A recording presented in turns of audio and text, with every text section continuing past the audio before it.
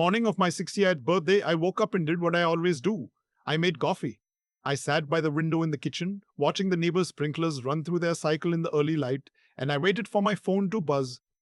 It didn't. By 9 o'clock, I'd refilled my cup twice. By noon, I'd eaten a sandwich standing over the kitchen sink the way my late wife always hated. By 3 in the afternoon, I knew. Not in a dramatic, gut punch kind of way. More like the way you know a storm is coming when the air gets very still. Quiet, too quiet. I texted my son first. Just a simple thing. Thinking of you today. Hope you're doing well. Nothing that said, it's my birthday. Nothing that asked for anything. I wasn't going to beg for it. He didn't reply. I texted my daughter-in-law next, which I almost never did. We'd never been close, not really, but she was my son's wife, and I tried. God knows I tried. I sent her a photo of their dog. They'd left him with me for 2 weeks the previous summer and said I missed the old boy. Nothing. Around 6 that evening, I poured myself 2 fingers of bourbon and sat in the armchair my wife and I had bought at an estate sale in Vermont, the year we celebrated our 30th anniversary. The leather was cracked in one arm. I'd never fixed it. I kept meaning to.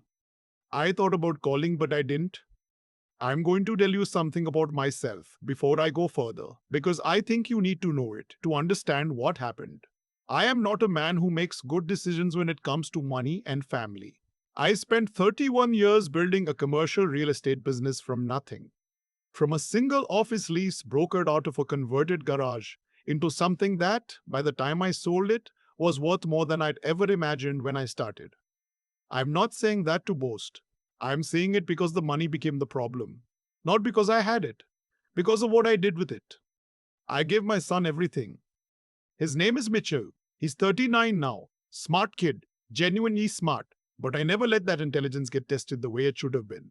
When he was in college, I paid not just tuition but rent, utilities, car insurance, spending money, travel, and whatever else came up. When he graduated and wanted to move to Portland with his then girlfriend, I co-signed the lease and sent a monthly transfer to cover the gap between what they earned and what they spent. When he married Celeste, I paid for the wedding, all of it, every flower and every open bar tab. And when they decided they wanted to buy a house, I put up the down payment, $80,000. I didn't ask to be paid back. I told myself it was because I loved him, and I did love him. That part was true.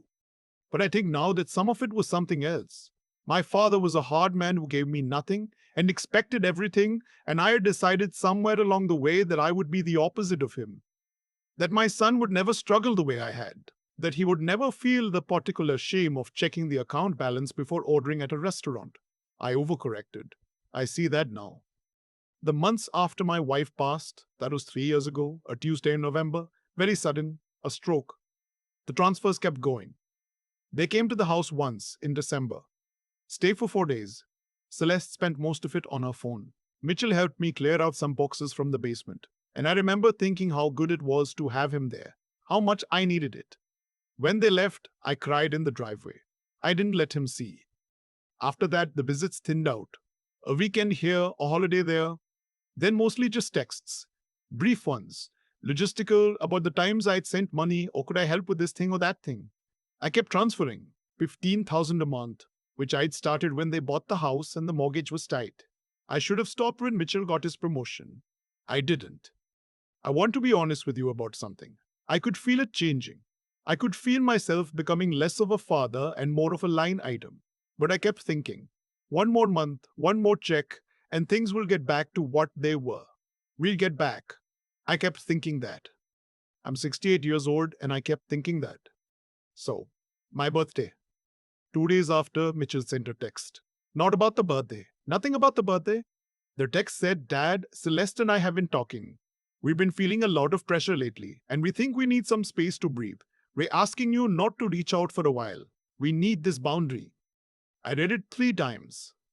Then I called my oldest friend, a man named Donahue, who I've known since we were in our 20s and who has always told me the truth even when I didn't want to hear it. I read him the text over the phone. There was a long silence on his end. Did she write that? He asked. I don't know. Because Mitchell doesn't talk like that. I know. Another silence. Then Donahue said, What are you going to do? I told him I didn't know yet. That was the truth. I hung up and I sat with it for the rest of that day and the day after and into the weekend. I am not a man who moves fast on things that matter. I learned that from the business. The deals I regretted were the ones where I moved too fast. The ones that worked were the ones where I got quiet first. I got quiet. I thought about what I actually wanted. Not what I was supposed to want. Not what a good father would want. What did I actually want? And what I found, when I was honest with myself, was that I was tired. I was 68 years old, and I was tired of reaching toward people who kept moving away. I was tired of being the one who transferred money and got logistics in return. I was tired of making it easy for my son to not have to think about me. I also thought about what Donahue had said, that Mitchell didn't talk like that. On the Monday following, I made an appointment with my attorney. His name is Whitman, a sharp, careful man I worked with for almost 20 years. He has an office downtown that smells like old paper and good coffee, and he has never once told me what I wanted to hear just to make me feel better. Which is exactly why I trust him. I sat across from him and I laid it out. All of it. The history, the money, the transfers, the text. He listened without interrupting, which is a skill most people don't have. When I finished, he said, "What do you want to accomplish?" "I want to stop," I said. "I want to stop all of it.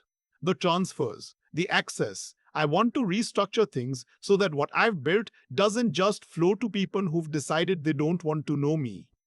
He nodded slowly. He wasn't surprised. I think he'd been waiting for this conversation for longer than I had. We spent 2 hours going through it. The monthly transfers were easy. Those came from a personal account, and I could simply stop them. The harder thing was the trust. When I'd sold the business, I'd put a significant portion into a family trust, originally structured to benefit Mitchell and any future grandchildren. Whitman walked me through the amendment process. It wasn't complicated if I wanted to act as sole trustee, which I did. It was my trust. I had retained that right from the beginning. By the time I left his office, the paperwork was in motion. I want to stop here for a second because I know what some of you are thinking. You're thinking, he cut his son off out of anger. He acted impulsively. He burned the whole thing down over one text message. That's not what happened. The text wasn't the reason. The text was the last in a long sequence of things I had let go: a birthday not remembered, a phone call not returned, a holiday dinner where Celeste spent 40 minutes outside on a call and Mitchell looked at me across the table with a kind of mild embarrassment, like I was someone he'd brought home by accident. The text was just the first time I admitted to myself what had been true for a while. And I want to say one more thing. Because I think it matters, I am not without fault in this. I created a situation where my son never had to choose between the relationship and the comfort. The money was always there. I made it easy to take me for granted, and then I was surprised when I was taken for granted. That is on me. I own that. But there is a difference between a parent's mistakes in raising a child and an adult man's choices about how to treat his father. Mitchell is 39 years old. He has been making his own decisions for 20 years. At some point, I believe this, at some point, a person is responsible for who they choose to be. The transfer stopped on a Wednesday. I didn't send a message about it. I didn't explain. I just talked. On Friday morning, I was at my kitchen table with my coffee, reading, when my phone lit up. It was a text from Celeste, not from Mitchell. From Celeste. It said, "Hi, I think there might be an issue with the account transfer. Can you check?" I put the phone face down on the table. It lit up again an hour later. "Mitchell, this time. Dad, did something happen with the bank? The automatic transfer didn't come through." Then again, "Dad." Then, "Please let me know you're okay." I want to tell you that last one didn't land anywhere soft. It did, because that's my son. That's still my son. Whatever else is true. But I also noticed that his concern for whether I was okay appeared on the day the money didn't arrive, and not on my birthday, and not in the weeks before. I noticed that. I didn't reply. By Saturday evening, I had 17 missed calls between the two of them. By Sunday, 26. I had a voicemail from Mitchell that I listened to once. He sounded confused, then frustrated, then frustrated, then he sounded confused, then worried. He said he just wanted to talk. He said he was sorry if the text had upset me. He said things had been stressful. I did not call back. I want to be clear, this was not revenge. I know the word fits and maybe you'd use it anyway, and that's okay. But from the inside, it didn't feel like revenge. It felt like stopping. Like finally, after years of motion, just stopping. The way you stop pushing a door when you realize it opens the other way. On the Monday of the following week, I drove out to see Donahue. He lives 40 minutes outside the city on a piece of property he's had for 30 years with a pond in the back and a dog named something I can never pronounce correctly. We sat on his porch and drank coffee and I told him what I'd done. He didn't say anything for a while. Then he said, "How do you feel?" "Lighter," I said, and I meant it, and sad, both at the same time. "That sounds about right," he said. We didn't talk about it much after that. We talked about the pond, and about a fishing trip we'd been meaning to take for 4 years, and about whether his knee was going to need surgery. Normal things. I drove home in the late afternoon with the windows down, and I noticed somewhere on the highway that I hadn't thought about the transfers or the texts or any of it for almost 2 hours. That felt significant. The following weeks were strange. Mitchell tried different approaches, texts that were conciliatory, then a little more pointed, then conciliatory again. Celeste sent one long message that was carefully worded and hit every note of reasonableness without actually saying anything real. I read it twice and felt nothing, which surprised me. I had expected to feel more. About 3 weeks after the transfer stopped, Mitchell left a voicemail that was different from the others. His voice was quieter. He said he'd been doing some thinking. He said he knew things hadn't been right for a while. He said, and I want to be precise here because the words mattered. He said, "I think I forgot who you were outside of everything you were doing for us. And I'm sorry for that." I played it 3 times. I didn't call back that day. I called back 4 days later on a Sunday afternoon. We talked for almost an hour. It was halting at first, the way things are when you're trying to rebuild something on ground that shifted. But it was real. It was the most real conversation we'd had in longer than I wanted to admit. I told him what I told you, that I understood I had made it too easy, that I owned my part, that I wasn't looking to punish him.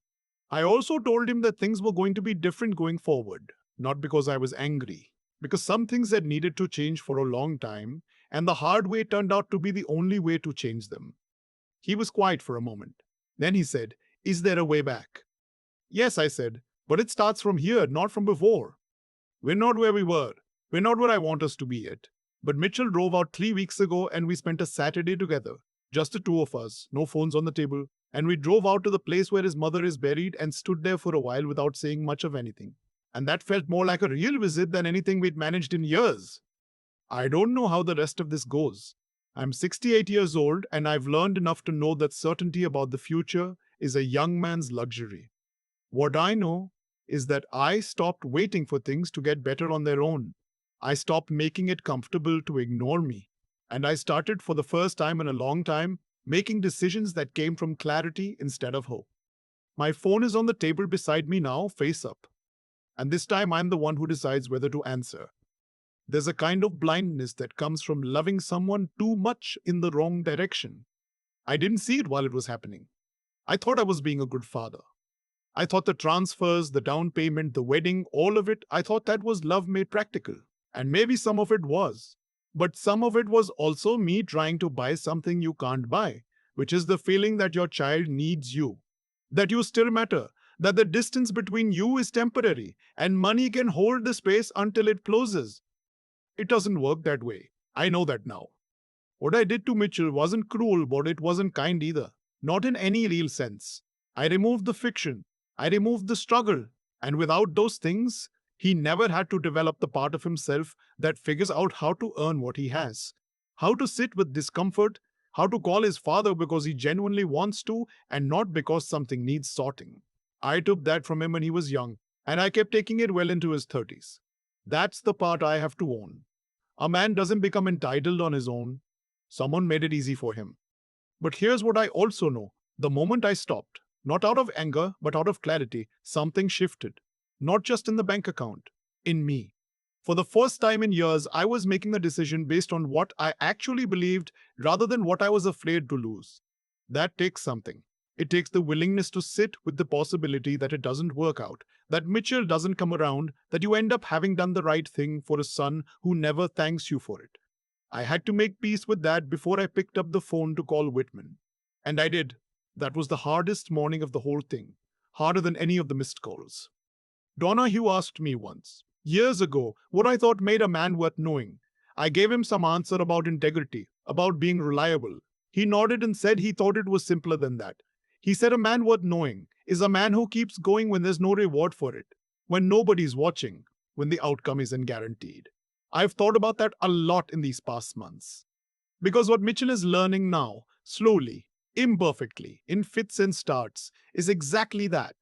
He's learning that relationships require something from you even when they're inconvenient. That love isn't a subscription that runs in the background while you get on with your life. You have to show up for it. You have to choose it on the days it's hard. And I'm learning something too. I'm learning that the clearest thing I ever did for my son was the thing that looked from the outside like I was walking away. I wasn't walking away. I was finally asking something of him. For the first time in 39 years, I was saying, this has to go both directions, or it doesn't go at all. We're rebuilding, slowly. The Saturday at the cemetery, Mitchell standing next to me, both of us quiet, no performance of it, that was worth more to me than any transfer I ever sent, because he chose to be there. Nobody was paying him to stand in that cold and remember his mother with me. He just came. That's the thing I've been trying to buy for years without understanding. You can't buy it. You can only make room for it. And sometimes making room means stopping everything else first.